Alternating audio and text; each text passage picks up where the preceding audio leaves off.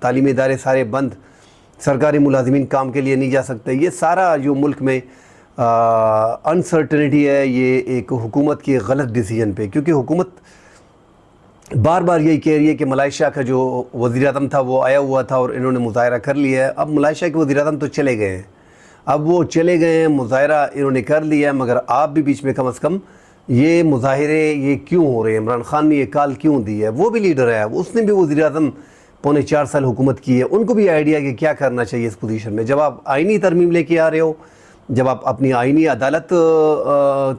بنانے جا رہے ہو، جب آپ سپریم کورٹ کو ختم کرنے جا رہے ہو، تو یہ سارا سب کچھ پروسیس جو ہے یہ پتہ چل رہا ہے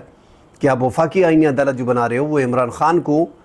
آرمی ایکٹ کے تحت سزا دینے کے لیے یا ان کو فکس کرنے کے لیے 5-6 سال 10 سال کے لیے آپ اس کو فکس کرنا چاہ رہے ہو، کیونکہ آپ کو آپ کی مرضی کے جج نہیں مل رہے. اس ٹائم پہ جو عدلیہ کا موڈ ہے، دو